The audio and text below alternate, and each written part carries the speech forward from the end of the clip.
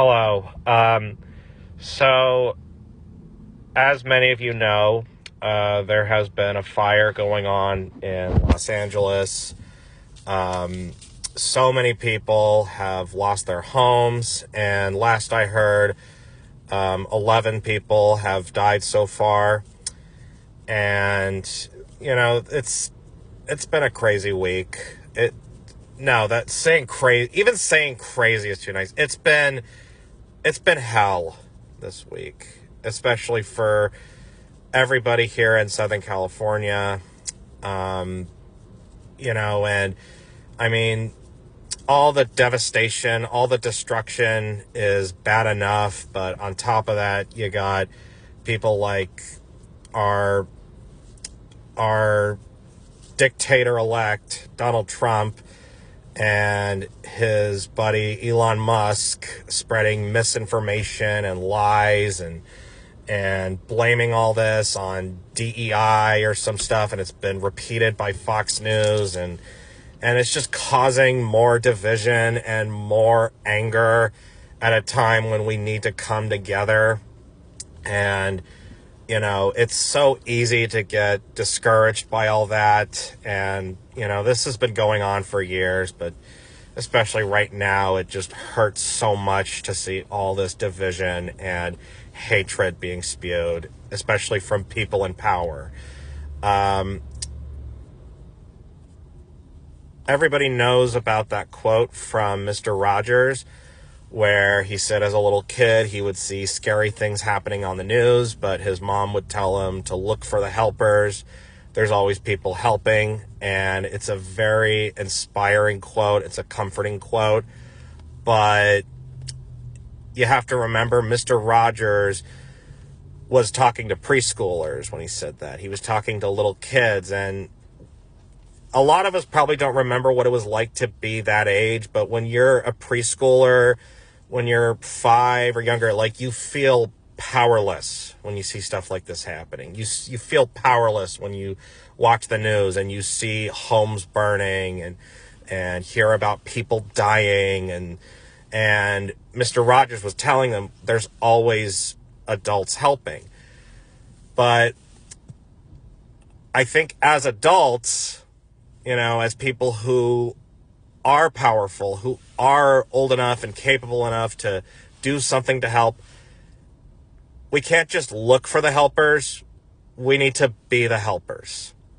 We need to do what we can to help anybody who's been affected by these fires, and that includes, donating money to the Red Cross, but also volunteering with the Red Cross.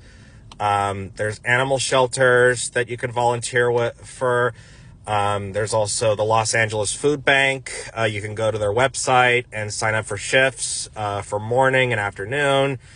You can find places to donate clothes and food and toys and all that.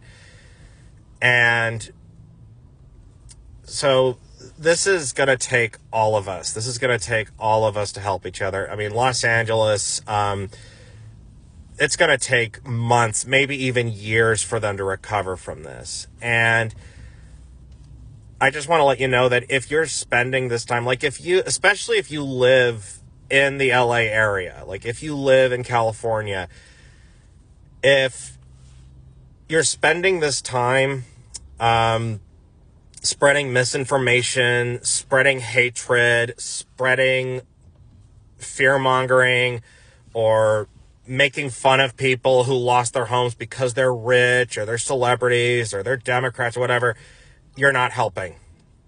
You're not helping at all. Now is not the time for any of that, and now is not the time to be a jerk, to say stuff. First of all, Los Angeles, I know that the stereotype is, the mirage is that, Los Angeles is filled with out-of-touch, rich celebrities and elites. They're all in limos and they have like 5 houses. But as someone who's been to Los Angeles a lot, I can tell you that Los Angeles is not full of mostly rich people. It's mostly filled with working class people. And even the actors who have made it, even the actors who are rich, they're not that rich compared to the billionaires, the people who run these oil and gas companies that have caused climate change to go out of control and are why these fires have gone so out of control. Like, it's the billionaires that are the real elites that we should be angry with. A lot of these actors, even though they're rich, even though they're more than likely going to recover, it's still heartbreaking to lose your home, because losing your home in a fire, you're not just losing a house, you're not just losing possessions, you're losing pictures, you're losing memorabilia, you're losing, your first couch you bought as an adult, you're losing that t-shirt you bought at the concert for your favorite band or your favorite singer. It's losing autographs from your favorite actors. It's losing stuff that holds a lot of sentimental value for you, and it could never be replaced. And of course, that's nothing compared to the people who have died. And, it's so heartbreaking beyond, like, first of all the wealthy celebrities, what they're going through is devastating. And, it's even worse for people who are not rich or well off. But my point of this is not the time for suffering Olympics. It's not the time to compare each other's heartbreak or devastation. Like, that person's rich, why should we feel sorry for them? It's like, everybody's hurting. Everybody in Los Angeles is hurting.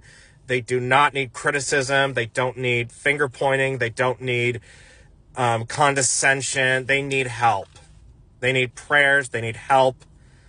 And, now is not the time for more arguing or finger pointing or whatever.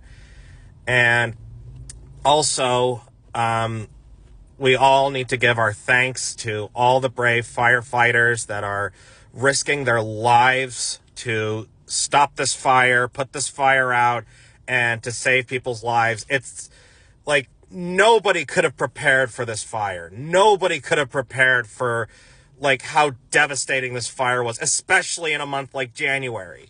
And it's thanks to these brave firefighters, these brave men and women in these uniforms. It's thanks to them that this fire isn't as bad as it could have been. And it's already pretty bad.